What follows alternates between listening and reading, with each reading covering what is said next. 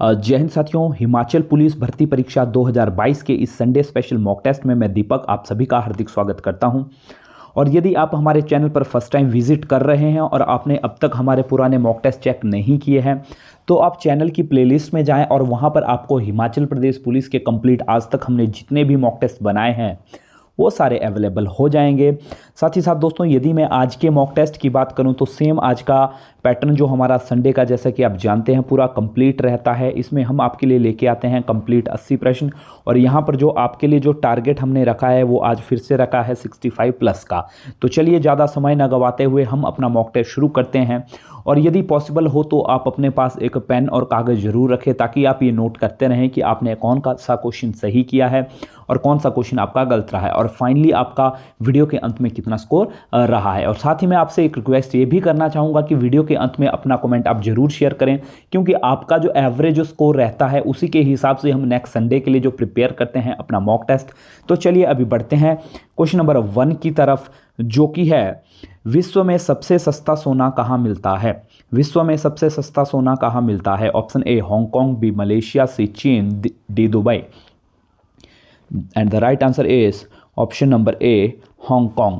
Question number 2 है श्रीलंका का पुराना नाम क्या है? श्रीलंका का पुराना नाम क्या है? दोस्तों, हमने ज़्यादा समय नहीं लेना है क्योंकि पुलिस भर्ती में क्वेश्चन करने के लिए जो टाइम मिलता है बहुत कम मिलता है। ऑप्शन है सियाम, जायर, सिलोन और रंगून। जल्दी से राइट आंसर टिक करेंगे और जिसने भी राइट आंसर किया है सी, वो हो गया बिल्कुल सही। क्वेश्चन नंबर 3, राजस्थान का खेतड़ी नगर किसके लिए प्रसिद्ध है? आई रिपीट, राजस्थान का खेतड़ी नगर किसके लिए प्रसिद्ध है? ऑप्शन ए सोने की खान, ऑप्शन बी हीरे की खान, ऑप्शन सी पीतल की खान, ऑप्शन डी तांबे की Khan. And the right answer इसका हो जाएगा, जल्दी से टिक करेंगे, ऑप्शन नंबर डी तांबे की खान। बढ़ते हैं आगे क्वेश्चन नंबर 4 की तरफ, जो कि है हैदराबाद किस नदी पर बसा है? हैदराबाद या किस नदी पर बसा है या किस नदी के किनारे में है? जल्दी से बताएंगे, यमुना, मूसी, क्षिप्रा या Krishna. And the right answer is option number B Musi नदी। क्वेश्चन नंबर 5 है हाल ही में T20 इंटरनेशनल रैंकिंग के शीर्ष पर कौन सा देश है? हाल ही में T20 इंटरनेशनल रैंकिंग के शीर्ष पर कौन सा देश है? जल्दी से बताएंगे, पाकिस्तान, इंग्लैंड, न्यूजीलैंड और India. And the right answer is option number D India. बढ़ते हैं क्वेश्चन नंबर 6 की तरफ, जो कि है तिरुपति मंदिर किस राज्य में स्थित है? आई रिपीट, तिरुपति मंदिर किस राज्य में स्थित है? Option A Andhra Pradesh, B Tamil Nadu, C Maharashtra और D Kerala. And the right answer is, छठे का जो राइट आंसर जल्दी से टिक करेंगे वो है ऑप्शन नंबर ए आंध्र प्रदेश। दोस्तों, जल्दी जल्दी हमने क्वेश्चन टिक करने हैं, कोशिश करेंगे कि जीके के जितने भी क्वेश्चन है उसमें हम ज़्यादा समय ना लें। क्वेश्चन नंबर 7 है द प्रिंस पुस्तक किसने लिखी है? द प्रिंस नामक पुस्तक किसने लिखी है? Option A Bernard Shaw, option B BS Sharma, option C Niccolo Machiavelli, option D Emile Zola. And the right answer is option number C Niccolo Machiavelli. Question number 8 की तरफ आगे बढ़ते हैं, रेलवे बोर्ड के नए अध्यक्ष कौन हैं? जी हाँ दोस्तों, मोस्ट इंपॉर्टेंट क्वेश्चन है, रेलवे बोर्ड के नए अध्यक्ष कौन है? Option A Somen Mishra, B Sanjay Arora, C VK Tripathi और D Vineet Goyal. And the right answer is Vinay Kumar Tripathi यानी कि VK त्रिपाठी। क्वेश्चन नंबर 9 की तरफ आगे बढ़ते हैं, जो कि है बोकारो थर्मल पावर प्लांट कहाँ पर स्थित है? बोकारो थर्मल पावर प्लांट कहाँ पर स्थित है? Option A Orissa, B Chhattisgarh, C Bihar, D Jharkhand. And the right answer is option number D Jharkhand. बढ़ते हैं 10th नंबर की तरफ, जो कि है भारत के संविधान के अंतर्गत मूल अधिकारों का संरक्षक कौन है? भारत के संविधान के अंतर्गत मूल अधिकारों का संरक्षक कौन है? ऑप्शन ए संसद, बी न्यायपालिका, सी राष्ट्रपति, डी मंत्रिपरिषद। And the right answer is option number B, that is न्यायपालिका। बढ़ते हैं क्वेश्चन नंबर 11 की तरफ, जो कि है नाबार्ड की स्थापना कब हुई? नाबार्ड की स्थापना कब हुई? ऑप्शन ए जुलाई 1982, जुलाई 1984, जुलाई 1983 या जुलाई 1985। And the right answer is question number 11 का हो जाएगा ऑप्शन नंबर ए जुलाई 1982। यदि हम नाबार्ड की बात करें तो नाबार्ड की फुल फॉर्म है national bank for agricultural rural and development. I repeat, national bank for agriculture and rural development. और इसका जो हेड ऑफिस है कहाँ है पूछ लिया जाए, मुंबई में। कहाँ है जी हेड ऑफिस? मुंबई में इसका हेड ऑफिस है। बढ़ते हैं आगे क्वेश्चन नंबर 12 की तरफ, जो कि है हमारे सौरमंडल का कौन सा ग्रह Greek god of the heavens के नाम पर पड़ा है? आई रिपीट, हमारे सौरमंडल का कौन सा ग्रह Greek god of the haven के नाम पर पड़ा है? ऑप्शन ए है मंगल, बुध, शनि और यूरेनस। जल्दी से राइट आंसर टिक करेंगे। And the right answer is question number 12 का हो जाता है आपका option number D, that is Uranus. So next question है हमारा क्वेश्चन नंबर 13। हिमाचल प्रदेश के किस जिले में सबसे कम गांव है? I repeat once again, Himachal Pradesh के किस जिले में सबसे कम गांव है? Option A Kangra, option B Mandi, option C Lahaul Spiti और ऑप्शन डी कुल्लू। जल्दी से राइट आंसर टिक करेंगे एंड द राइट आंसर इसका हो जाएगा option number D Kullu. Mohana किस जिले का लोकगीत है? मोहना किस जिले का लोकगीत है? जल्दी से राइट आंसर टिक करेंगे। मोहना किस जिले का लोकगीत है? Sirmaur, Bilaspur, Chamba, Mandi. I repeat, Sirmaur, Bilaspur, Chamba and Mandi. And the right answer is option number B Bilaspur. बढ़ते हैं 15th की तरफ जो कि है सेंटा रोसा किस फसल की किस्म है? सेंटा रोसा किस फसल की या किस फल की किस्म है, सॉरी, तो जल्दी से बताएंगे किस फल की किस्म है भाई। ऑप्शन ए है आलू बुखारा, बी है सेब, सी है नाशपाती, डी है खुमानी। And the right answer is option number A आलू बुखारा। बढ़ते हैं क्वेश्चन नंबर 16 की तरफ जो कि है कुनिहार संघर्ष से किसका नाम जुड़ा है? कुनिहार संघर्ष से किसका नाम जुड़ा है? Option A Shivanand Ramaula, B Satyadev Pusahri, C Bhagamal Sauntha और D Pandit Padamdev. And the right answer is Pandit Padamdev. बढ़ते हैं 17th की तरफ जो कि है वायु को गर्म करने पर क्या होता है? वायु को गर्म करने पर क्या होता है? ऑप्शन ए संकुचन होता है, ऑप्शन बी विस्तार होता है, सी पहले संकुचन फिर विस्तार, डी पहले विस्तार फिर संकुचन। तो इसका जो राइट आंसर हो जाएगा 17th का वो हो जाएगा ऑप्शन नंबर बी। क्या होता है भाई? विस्तार होता है। क्वेश्चन नंबर 18 है पेडोलॉजी अध्ययन है। पेडोलॉजी किसका अध्ययन है? जल्दी से आप बताएंगे। ऑप्शन ए भाषाओं का, फूलों का, मृदाओं का या पशुओं का। तो राइट आंसर इसका हो जाएगा ऑप्शन नंबर सी मृदाओं का। और जिसने भी सी किया है उसका बिल्कुल सही हो जाता है। नेक्स्ट आगे बढ़ते हैं क्वेश्चन नंबर 19 की तरफ जो कि है 1 किलो कैलोरी ऊष्मा का मान होता है। 1 किलो कैलोरी ऊष्मा का मान होता है। ऑप्शन ए 2 जूल के बराबर, 4.2 इंटू 10 की रेस्ट पावर 4 जूल के बराबर, 4.2 इंटू 10 की रेस्ट पावर 3 जूल या 4.2 इंटू 10 की रेस्ट पावर 5 जूल। तो इसका जो राइट आंसर हो जाएगा, जल्दी से टिक करेंगे, वो हो जाएगा ऑप्शन नंबर सी 4.2 इंटू 10 की रेस्ट पावर 3 जूल के बराबर। बढ़ते हैं 20 की तरफ जो कि है रक्त में पाई जाने वाली धातु है। रक्त में पाई जाने वाली धातु है। Option A calcium, B zinc, C लोहा, डी तांबा। एंड द राइट आंसर हो जाएगा क्वेश्चन नंबर बी का बहुत सारे लोगों ने कर भी लिया होगा, option number C that is लोहा। बढ़ते हैं 21 की तरफ जो कि है शहद में मुख्यतः होता है। शहद में मुख्यतः होता है। वैसे तो हम शहद की बात करें तो मीठा होता है जिसमें फ्रक्टोज और ग्लूकोज की मात्रा रहती है, लेकिन यहाँ ये पूछ रहा है कि इसमें प्रोटीन होता है, वसा होती है, कार्बोहाइड्रेट होती है या विटामिन होती है। तो राइट आंसर इसका जल्दी से टिक करेंगे जो कि है कार्बोहाइड्रेट्स। बढ़ते हैं क्वेश्चन नंबर 22 की तरफ जो कि है अम्लीय वर्षा का कारण, एसिड रेन का क्या कारण है? ऑप्शन है CO2 CO, NO2 SO2, N2O SO2 या SO2 CO। And the right answer is अम्लीय वर्षा या जिसे हम कहते हैं एसिड रेन। और एसिड रेन का मुख्य कारण क्या है? Right answer is option number B nitrogen और सल्फर के oxide, that is NO2 and SO2। बढ़ते हैं क्वेश्चन नंबर 23 की तरफ जो कि है कोयले का निम्न में से शुद्धतम रूप कौन सा है, या सबसे अच्छी क्वालिटी का जो कोयला है वो किसे कहा जा सकता है? ऑप्शन ए है पीट, बी है लिग्नाइट, सी है बिटुमिनस और डी है एंथ्रासाइट। जल्दी से राइट आंसर टिक करेंगे इसका एंड द राइट आंसर हो जाएगा क्वेश्चन नंबर 23 का डी। सबसे अच्छी क्वालिटी का कोयला एंथ्रासाइट होता है और सबसे घटिया की बात करें तो वो होता है आपका पिटवा कोयला। कई बार ये भी आपसे पूछ लिया जाता है। बढ़ते हैं 24 की तरफ। रक्त का थक्का बनाने में कौन सा विटामिन सहायता करता है? Which vitamin helps in clotting of blood? Vitamin A, vitamin C, vitamin B और विटामिन के। जल्दी से राइट आंसर इसका टिक करेंगे और द राइट आंसर इसका हो जाएगा option number D that is vitamin के। बढ़ते हैं नेक्स्ट क्वेश्चन की तरफ, जो कि है हिंदी से संबंधित है। शुद्ध वर्तनी का चयन करें। शुद्ध वर्तनी का चयन करें। यहाँ पर देखिए बहुमूल्य लिखा है चारों ऑप्शन में, आपको बताना है सही ऑप्शन कौन सा है, किस तरीके से बहुमूल्य लिखा जा सकता है, जल्दी से बताएंगे। और इसका जो राइट आंसर हो जाएगा दोस्तों वो हो जाएगा ऑप्शन नंबर सी। बहुत बढ़िया, चले आगे बढ़ते हैं। साथ ही साथ दोस्तों आपसे रिक्वेस्ट है कि अब तक हमारे वीडियो आपने लाइक नहीं किया है तो वीडियो को लाइक भी जरूर कीजिएगा। चले बढ़ते हैं 26 की तरफ, जो कि है पुस्तक कौन सा शब्द है। पुस्तक कौन सा शब्द है। तत्सम, तद्भव, देशज और विदेशज, जल्दी से बताएंगे 26 का आंसर। तो 26 का आंसर हो जाएगा ऑप्शन नंबर बी, तत्सम। कौन सा है जी, तत्सम है। आगे बढ़ते हैं क्वेश्चन नंबर 27 की तरफ, जो कि है यदि तुम चलो तो मैं भी चलूं, कौन सा वाक्य है। यदि तुम चलो तो मैं भी चलूं, कौन सा वाक्य है, जल्दी से बताएंगे। ऑप्शन आपके सामने हैं, विस्मयवाचक, आज्ञावाचक, संकेतवाचक या निषेधवाचक। तो राइट आंसर इसका हो जाएगा ऑप्शन नंबर सी। ये संकेत दे रहा है भाई, अगर तुम चलोगे तो मैं भी चल पड़ूंगा, तो कौन सा वाक्य हो गया, संकेतवाचक। बढ़ते हैं 28 की तरफ, जो कि है श, स और ह कौन से व्यंजन कहलाते हैं।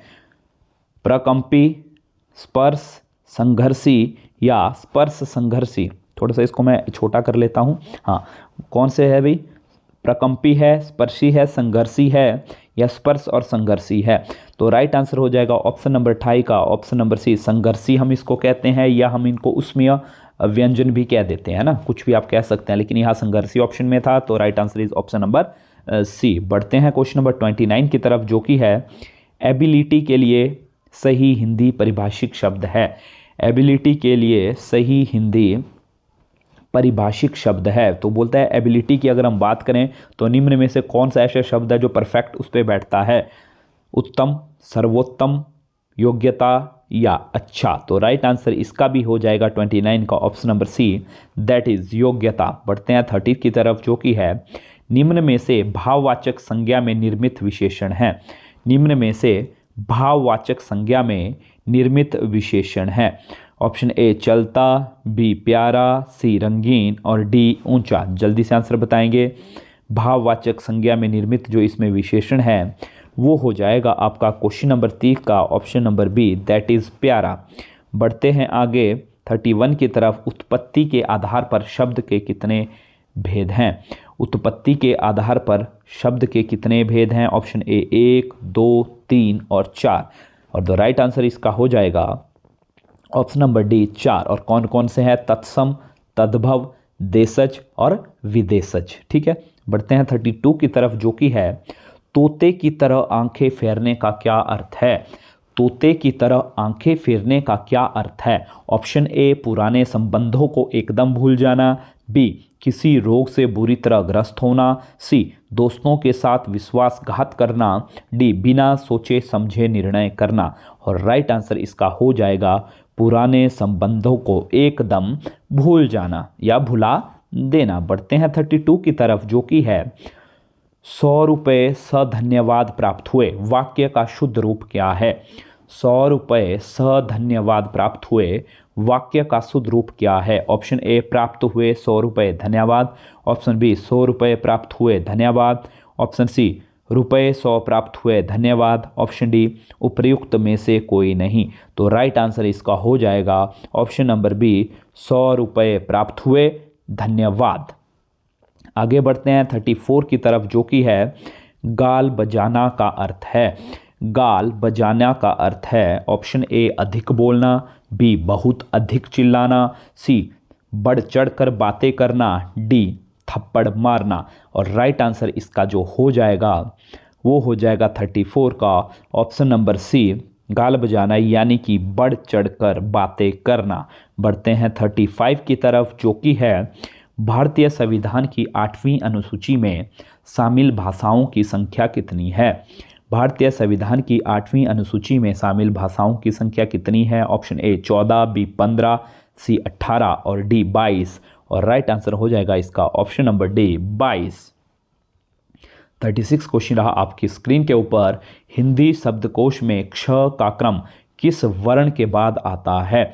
आई रिपीट, हिंदी शब्दकोश में क्ष का क्रम किस वर्ण के बाद आता है? हिंदी डिक्शनरी के अनुसार बात करें तो जो क्ष जो है किसके बाद आता है? ऑप्शन है क, छ, त्र और ज्ञ। राइट आंसर इसका हो जाएगा ऑप्शन नंबर ए, क के बाद, क्योंकि देखिए जो क्ष है वो किन से मिलकर बनता है? वो बना है क प्लस स से, ठीक है। तो क के बाद ही आपका डिक्शनरी में कौन आ जाएगा?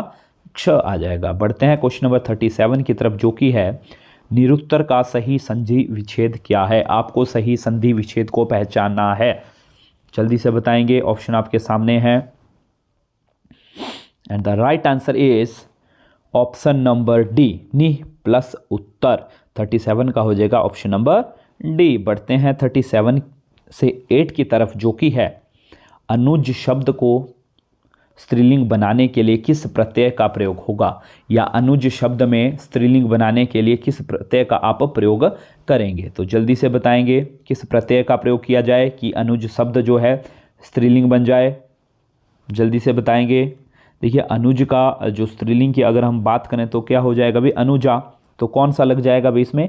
आ प्रत्यय। आ वो प्रत्यय होता है जो किसी शब्द के पीछे लगता है, ठीक है, और उसका अर्थ बदल देता है। तो 30 का हो गया आपका, 38 का हो गया ऑप्शन नंबर सी। बढ़ते हैं 39 की तरफ, जो कि है निशाचर में कौन सा समास है? निशाचर में कौन सा समास है? And the right answer is option number B, बहुब्रीहि समास। क्वेश्चन नंबर 40 है वृक्ष पर पक्षी बैठे हैं, इस वाक्य में पर कौन सा कारक है? आई रिपीट, वृक्ष पर पक्षी बैठे हैं, इस वाक्य में पर कौन सा कारक है? ऑप्शन ए कर्म, बी संप्रदान, सी अपादान, डी अधिकरण। तो राइट आंसर हो जाएगा इसका अधिकरण। बढ़ते हैं 41 की तरफ, जो कि है इंग्लिश का पोर्शन अभी शुरू हो चुका है, आप देख सकते हैं। Fill in the blanks with suitable conjunction given. She was intelligent dash dash dash, she was poor. Option A and, B but, C since, D none of this.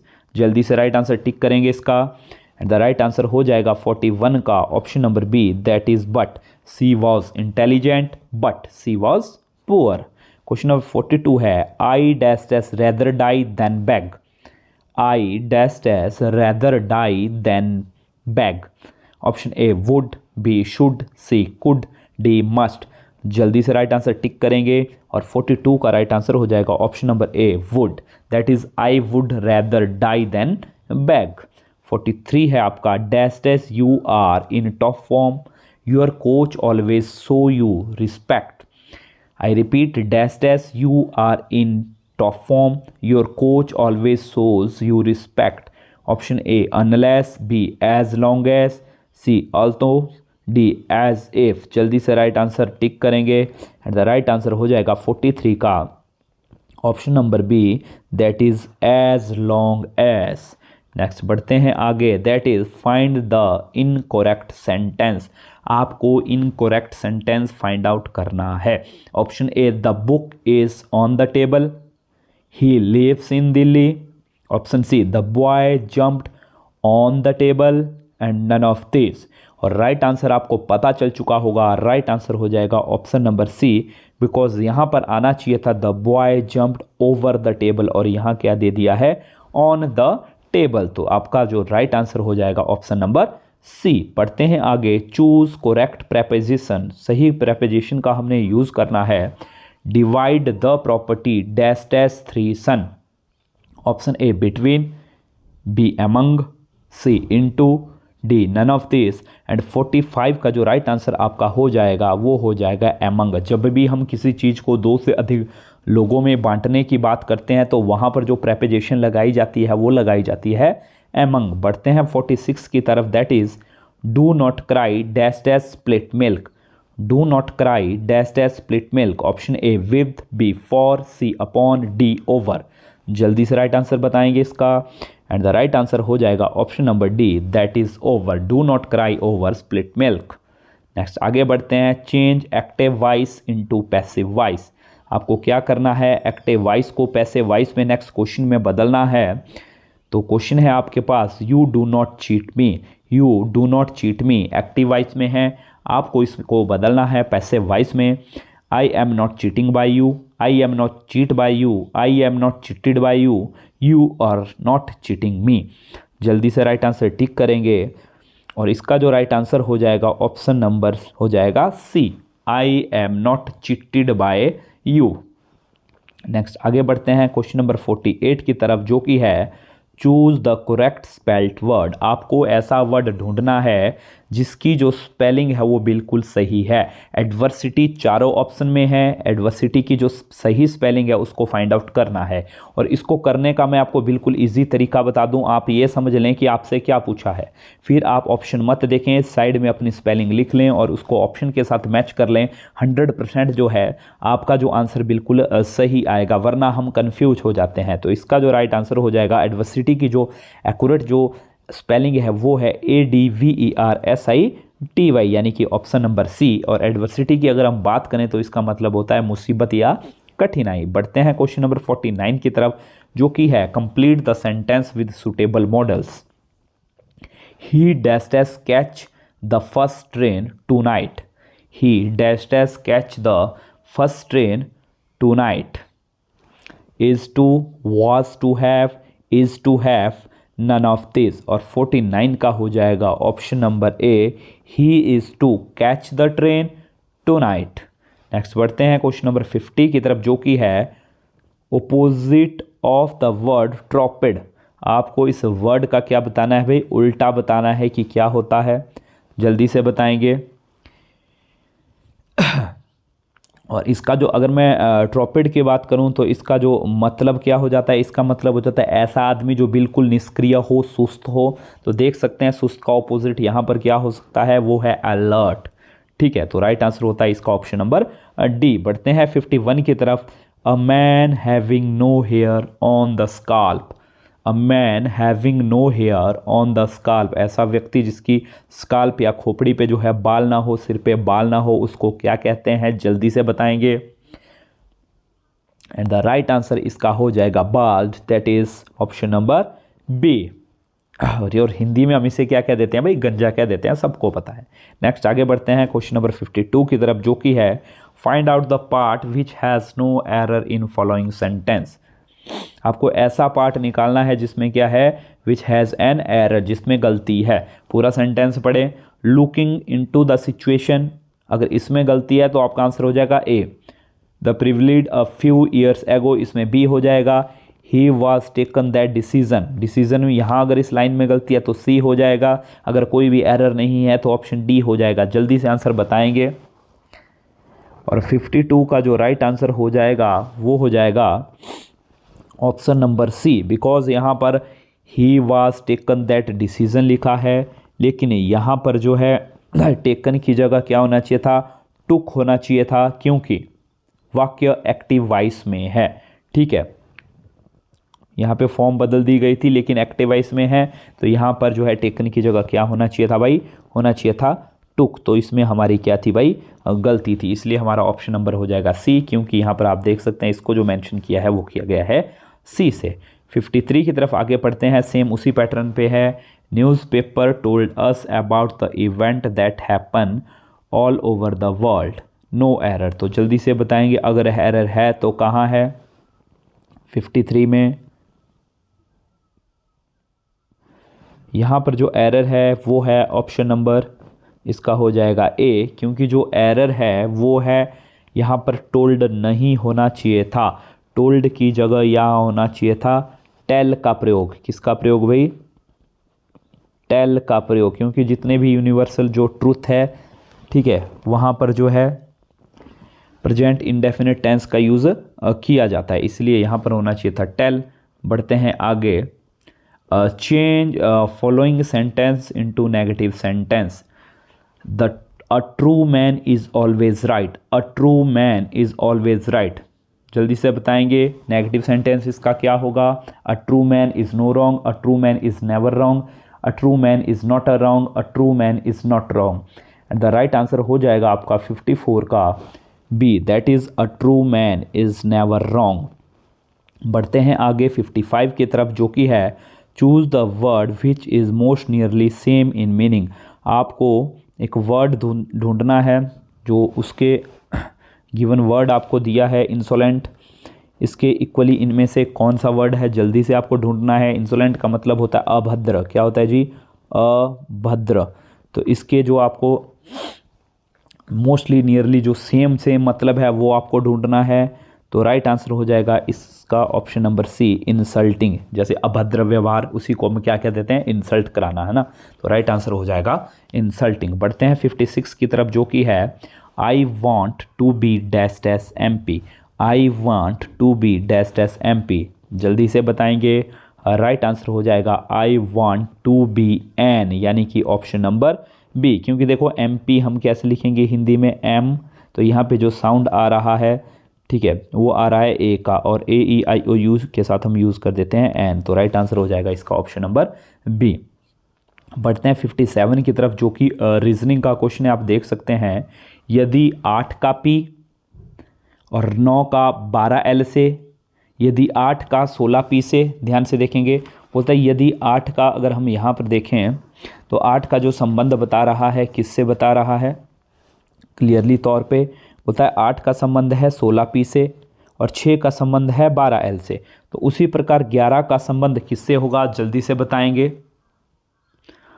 Right answer हो जाएगा इसका option number D, that is by we. जैसा कि हमें दिख भी रहा है, आप देख सकते हैं 8 दूए 16 डबल हो गया, 6 का 12 हो गया, तो 11 का क्या हो जाता 22, लेकिन सभी ऑप्शन में 22 था।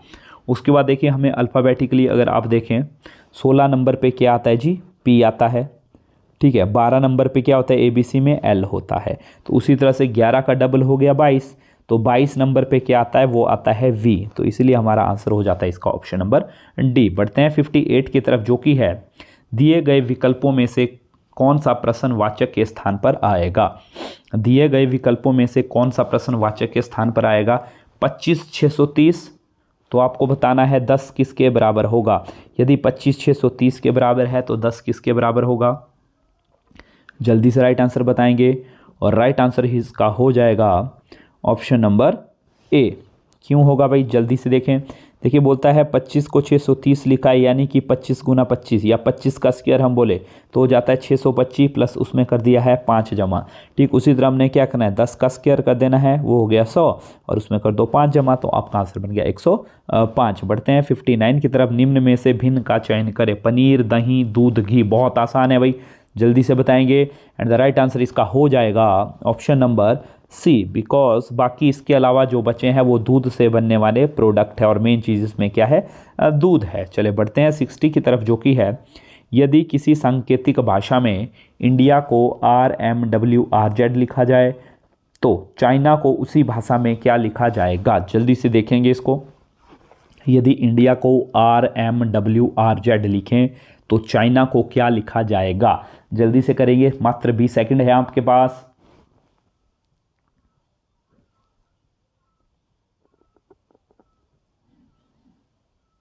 तो चलिए दोस्तों, आपका समय खत्म हुआ और 60 का जो आंसर हो जाएगा वो हो जाएगा ऑप्शन नंबर बी। क्योंकि यदि आप इसको ध्यान से देखें, इंडिया को कहा है ये लिखा जाए, देखिए इसका लास्ट अक्षर क्या है, ए है अल्फ़ाबेट, और इसका लास्ट क्या है, जेड है, यानी ए को रिप्लेस क्या कर रहा है, जेड है। यहाँ आई है, आई के रिप्लेस कर रहा है आर है, यानी कि जो पहला अक्षर है वो लास्ट अक्षर को रिप्लेस कर रहा है, यानी कि जो बिल्कुल जो अपोजिट जो अक्षर है उनको रिप्लेस किया जा रहा है। उसके आधार पर अगर हम चाइना की बात करें तो सी रिप्लेस करेगा एक्स को, एच रिप्लेस करेगा एस को, आई रिप्लेस करेगा आर को, एन रिप्लेस करेगा एम को, और जेड रिप्लेस करेगा ए को। तो ऑप्शन बी हो जाएगा इसका राइट आंसर। बढ़ते हैं 61 की तरफ जो कि है सीरीज़ का क्वेश्चन। 100% एक सीरीज़ आपको आनी ही है।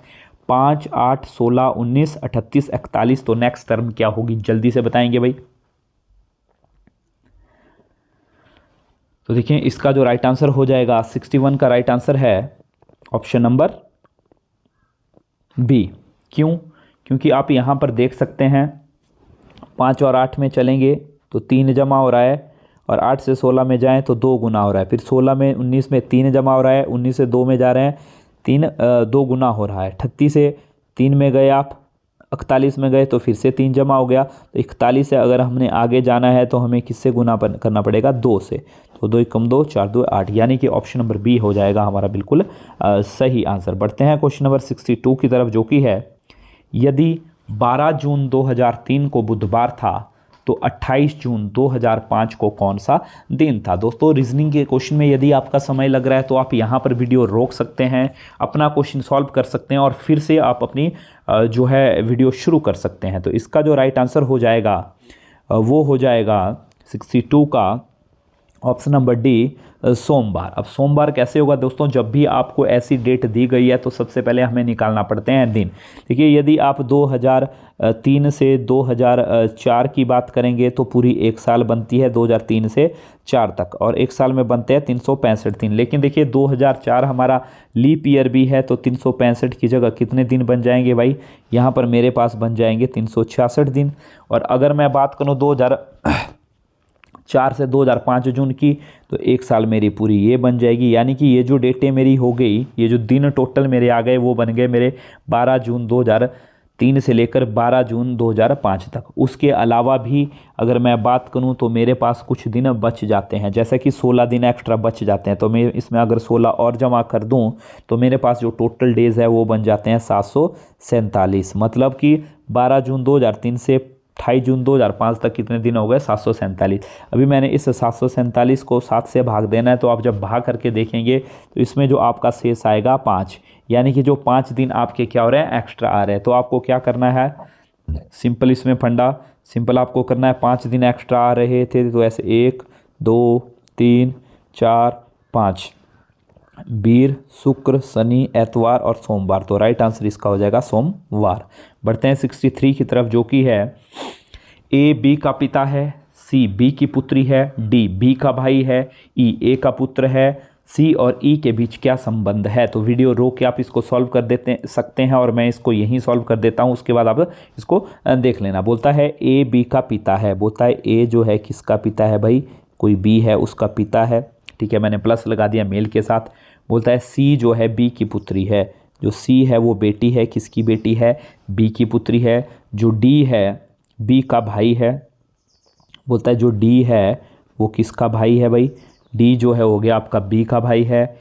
ई ए का पुत्र है, बोलता है जो ई जो है किसका पुत्र है भाई, ए का पुत्र है। तो ए का पुत्र मैंने इधर बना दिया, ई पुत्र है, ठीक है, तो इसका भी भाई लगेगा बी का, क्योंकि इन दोनों का जो फादर था वो सेम था। तो अभी क्वेश्चन में पूछा है सी और ई के बीच में क्या रिश्ता है। बोलता है इस सी और इस ई के बीच में रिश्ता क्या है, तो आप देख सकते हैं इसके बीच में जो रिश्ता है वही, अगर ये इसके क्या है पापा हैं तो इसके चाचा हो गए, तो ये चाचा और भतीजी हो गया, या भतीजी और चाचा हो गया, ठीक है। अगर ये इसकी मम्मी है, मान लो ये माइनस है बी, अगर ये मम्मी है तो ये क्या हो जाते भाई, फिर हो जाते इसके मम्मी और इसके मामा हो जाते, तो मामा और भतीजी का हो जाता, लेकिन ऐसा भांजी का हो जाता, लेकिन ऐसा नहीं है।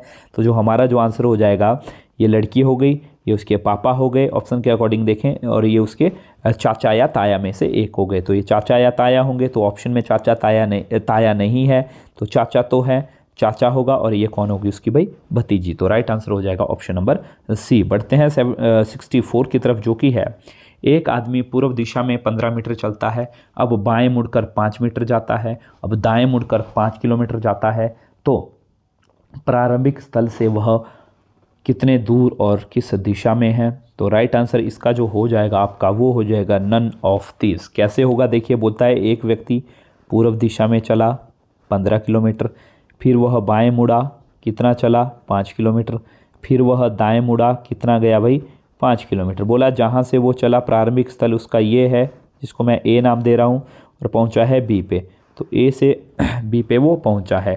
तो प्रारंभिक स्थल से वह कितने दूर और किस दिशा में, यदि आप प्रारंभिक बिंदु से देखें तो किस दिशा में दिखेगा, वो इस दिशा में दिखेगा। तो ये कौन सी दिशा होती है, ये होती है आपकी पूर्व और उत्तर के बीच में, जिसको हम कहते हैं उत्तर पूर्व। तो उत्तर पूर्व तो यहाँ कहीं ऑप्शन में है ही नहीं है, यानी कि इसका आंसर हो जाएगा नन ऑफ दीज।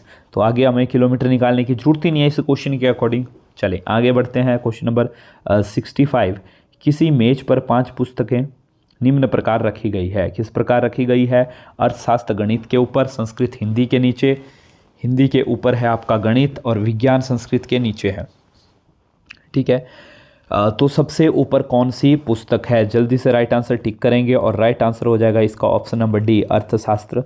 कैसे होगा आप देख सकते हैं, अर्थशास्त्र गणित के ऊपर है, ये मैथ है, मैथ के ऊपर क्या है भाई, बोलता है अर्थशास्त्र है।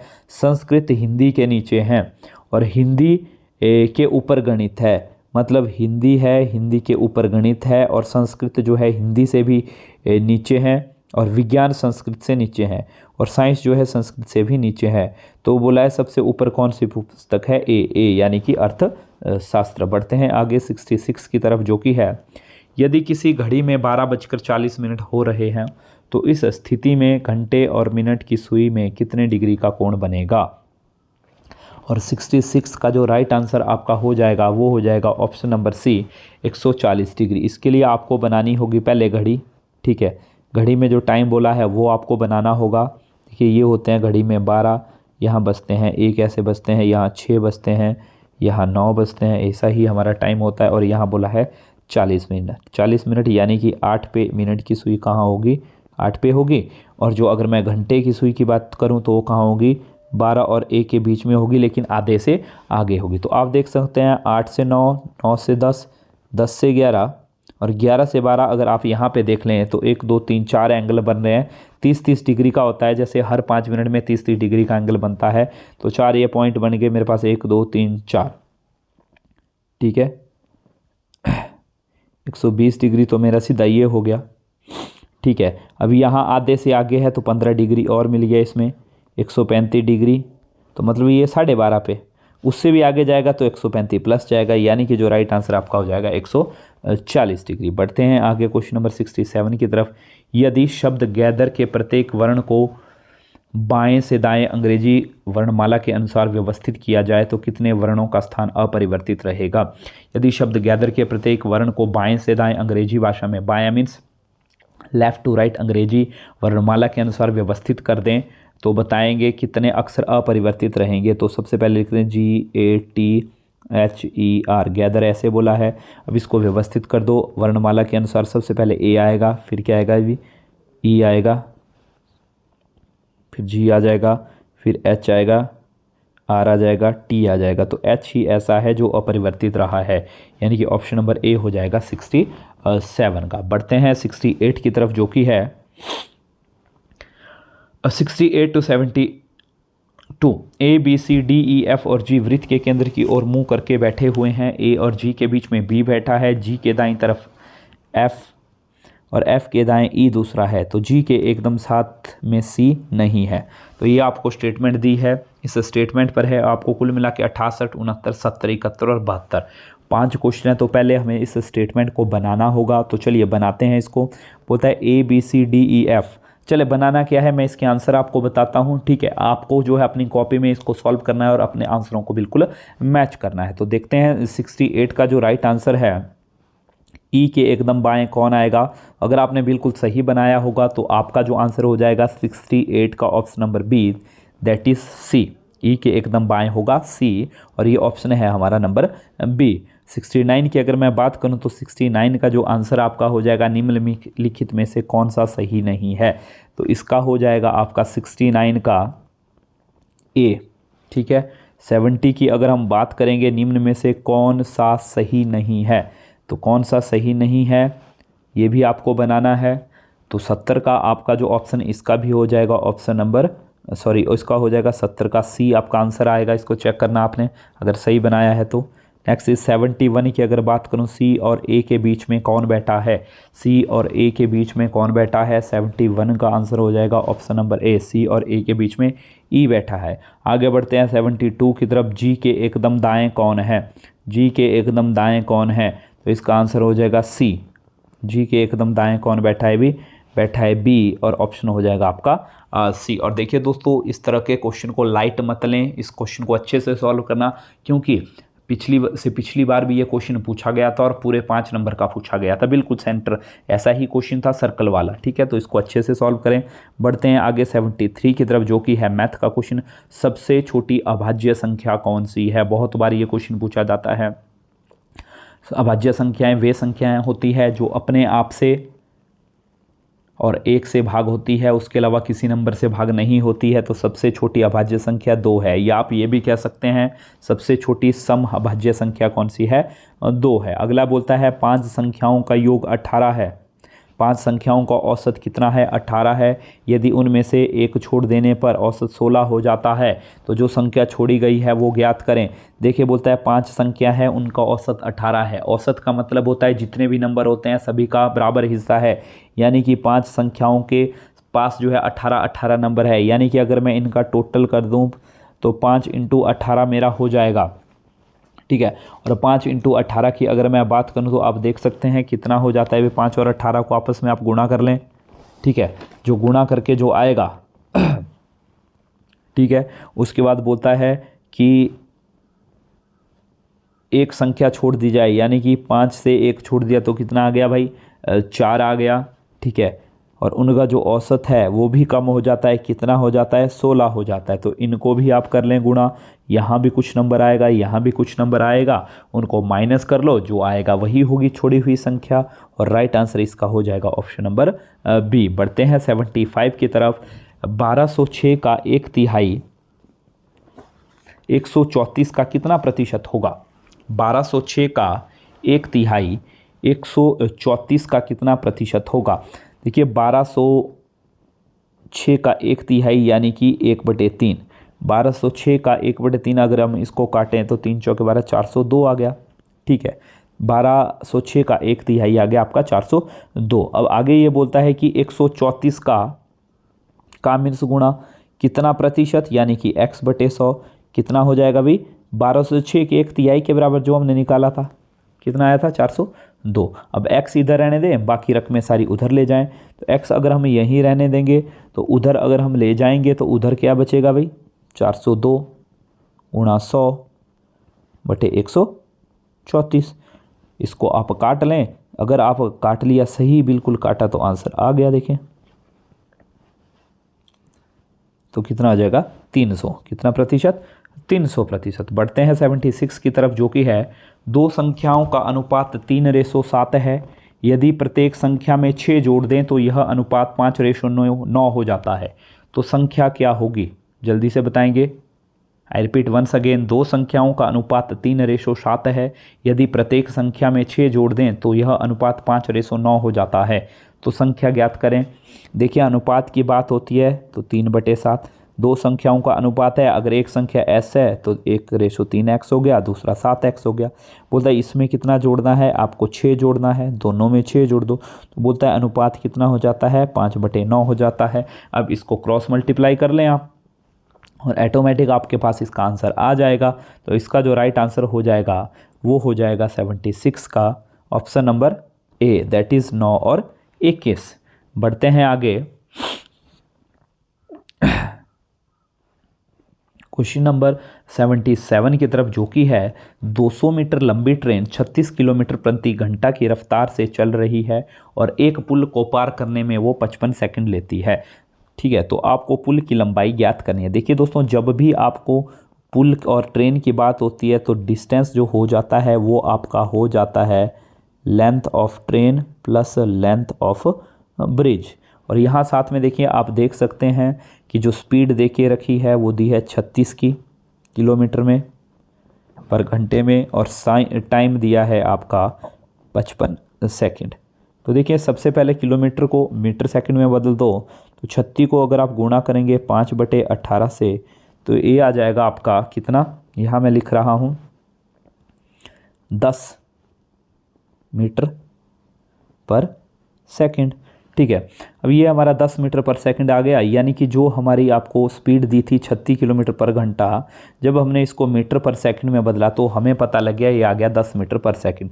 तो डिस्टेंस का फॉर्मूला तो हमें पता है, स्पीड इनटू टाइम। तो स्पीड यानी कि आपके पास कितनी है भाई, अभी हमने किया था 10 की है और टाइम कितना है 55 का है। तो इसको गुणा अगर हम करेंगे तो डिस्टेंस हमारे पास आएगा 510 मीटर का। लेकिन ट्रेन और ब्रिज की बात करें तो उसमें अगर हम लेंथ की बात करें तो क्या हो जाता है, लेंथ हो जाता है यहाँ पे, या डिस्टेंस की बात करें वो हो जाता है length of the train plus length of the bridge. तो आप देख सकते हैं टोटल डिस्टेंस मेरे पास हो गया 550, ठीक है। ट्रेन की अगर मैं बात करूँ कितनी हो गई भाई 200 मीटर की, तो ब्रिज होगा कितने का होगा, ट्रेन को इस साइड ले आओ, यानी कि 550 में से आप माइनस कर दो 220 और आपका आंसर आ जाएगा। तो 77 का हो जाएगा option number A, that is 350 metre.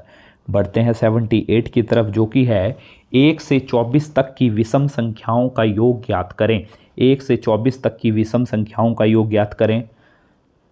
जल्दी से राइट आंसर टिक करें इसका। देखिए दोस्तों, 1 से 24 तक अगर हम बात करें तो विषम संख्याएं कितनी हो जाती है, 12। और विषम संख्याओं का योग क्या होता है, एन स्क्वायर।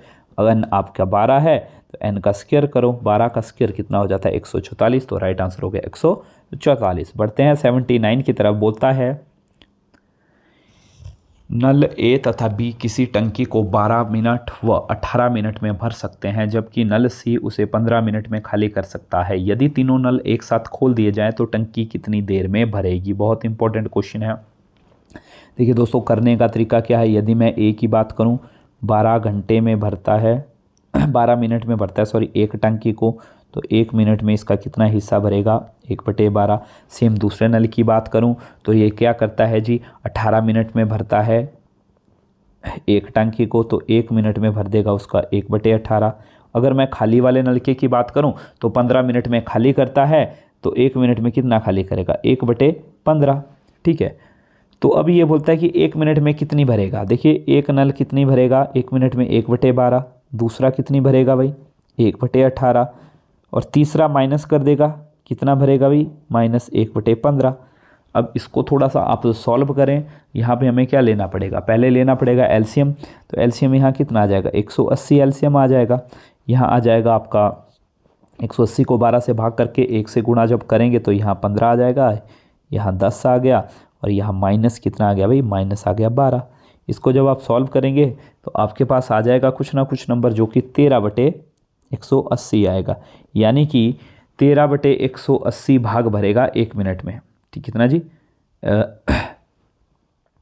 13/180 भाग भरेगा इसका 1 मिनट में। लेकिन हमें इसको 13/180 भरना है, हमें इसका पूरा भाग करना है। मतलब इसकी जगह क्या आना चाहिए, 1 आना चाहिए। तो मतलब हमें कितना समय ये लगाना पड़ेगा, 180/13 मिनट। अगर हम लगाएंगे पानी उस टंकी में तो भरेगी 1 टंकी, यानी कि इसका आंसर हो जाएगा 180/13 मिनट, यानी कि ऑप्शन बी। तो चलते हैं लास्ट क्वेश्चन की तरफ, जो कि है एक फल वाला 10 रुपये में 11 नारंगी खरीदता है। जी हाँ, 10 रुपये में 11 नारंगी खरीदता है और उन्हें 11 रुपये में 10 के भाव से क्या कर देता है, बेच देता है। तो आपको प्रतिशत लाभ या हानि आपको बतानी है। 10 रुपये में उसने एक फल वाले ने 10 रुपये में 11 नारंगी खरीदे और 11 रुपये में 10 के भाव से बेच दिए। तो आपको बताना है कि उसको इस सौदे पर लाभ हुआ तो कितना हुआ, हानि हुई तो कितनी हुई। तो ये आप सभी लोगों के लिए होमवर्क। और दोस्तों, आप सभी से मेरा रिक्वेस्ट है, यदि आपको मेरा वीडियो अच्छा लगा हो तो इस चैनल को सब्सक्राइब कर दें और वीडियो को ज़रूर लाइक करें, तथा अपना जो कमेंट है में जाके जो है अपना जो स्कोर है उसको ज़रूर शेयर करें, क्योंकि अगला जो पीडीएफ आएगा वो आपके स्कोर को देखते हुए ही आएगा। तो चलिए आज की वीडियो में इतना ही, मिलेंगे अगली वीडियो में। तब तक के लिए जय हिंद, जय भारत।